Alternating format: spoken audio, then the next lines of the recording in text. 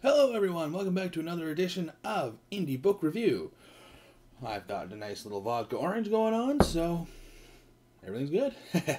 Today I am reviewing 3 Days Till Dawn, Antiquity's Gate by R.F. Hertow. Hertow?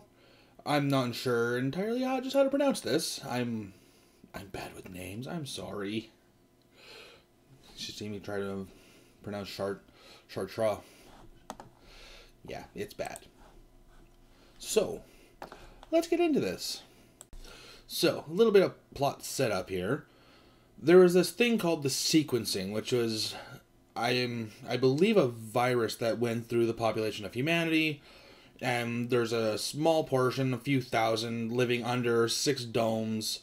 I guess technically 5, because the 6th one is kind of uninhabitable. And they're ruled over by this race called the Therans, which are a race of people that kind of look like elves from a whole other...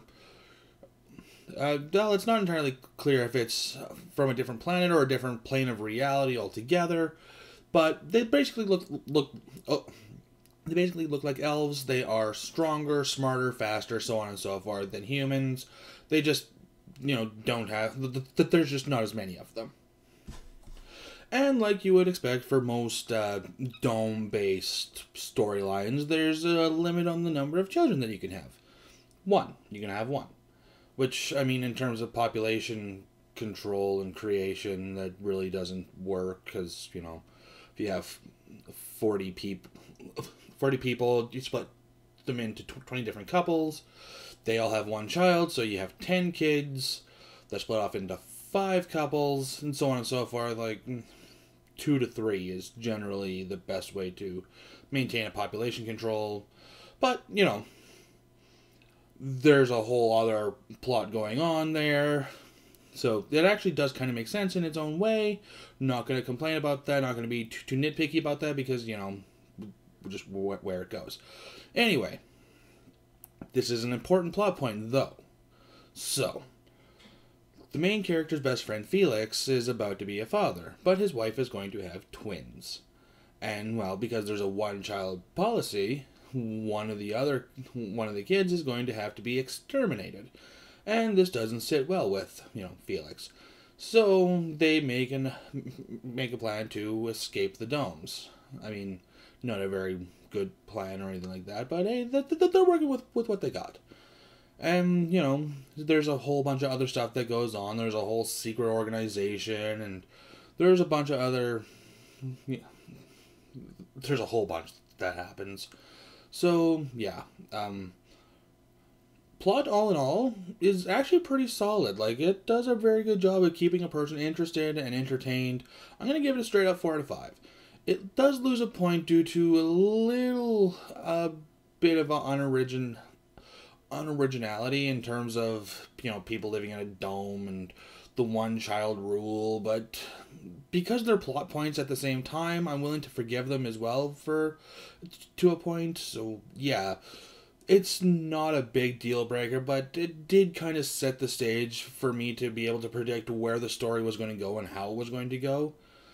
Not a bad thing, considering, later on I really wasn't entirely sure where it was going to end up. So, yeah, it gets a 4 out of 5. It's pretty good. Characters. These characters are fantastic. I always knew which character was speaking based on what they were saying.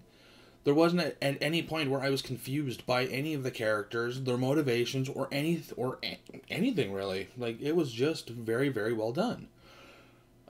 So characters straight up get a 5 out of 5. Like, I'm very impressed with it. I'm very, very happy with it. The writing. The writing is very good. The writing is almost flawless. I hardly noticed any sort of typos or anything like that. I mean, not that I really put any sort of weight into that at all anyway, because, well, let's face it, what is an indie book without its typos here and there, right? Yeah, I mean, the writing is easy to follow. It's pretty straightforward. There's nothing that's really confusing, so I really got nothing against it, so writing gets a 5 out of 5. Like, it's very well written. Imagination and research. Research, this one, like, there's definitely a fair amount of research that went into this book. Like, I'm not gonna downplay the amount of research that obviously went into this, but at the same time, the imagination overshadows any sort of research that could have possibly been done with it. The imagination is just astounding. There is so much imagination that went into this. I'm genuinely impressed with it. I have absolutely no notes, nothing to say about it, other than it was just very, very well researched, and there's a lot of imagination that went into this. Yeah, there's some stuff that, was a little on the unoriginal side. The dome, the one-child rule. I've seen that in books before. It's, same old. But, other than that, yeah. So straight up 4 out of 5. Like, that's definitely nothing to balk at all. And now the ending. If you do not want the ending spoiled, go down to this time right now. So, the ending. A whole bunch of shit happens, and basically, they've got these elves after them.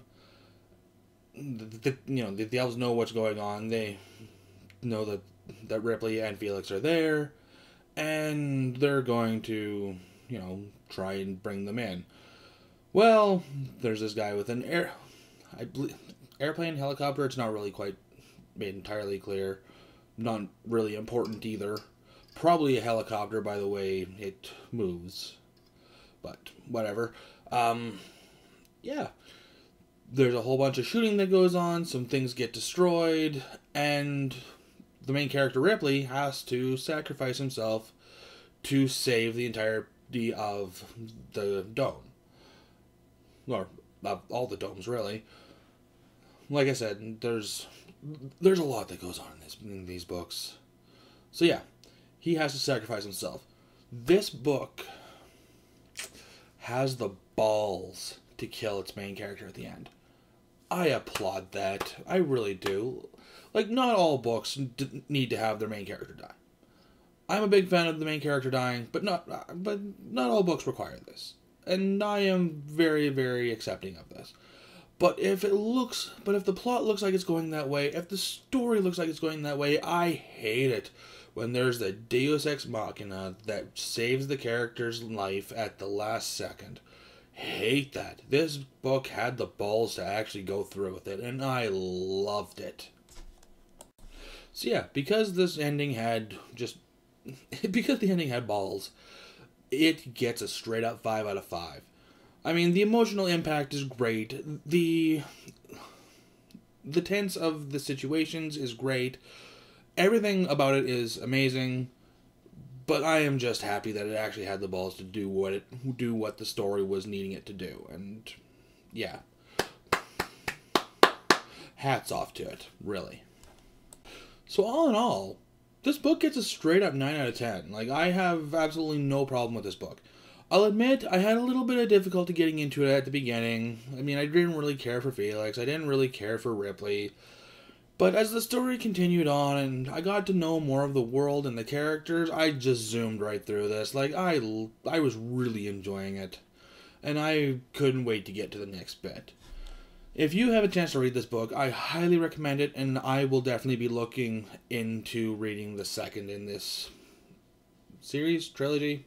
Not sure. Don't really care. I'm going to read the whole thing anyway. Yeah.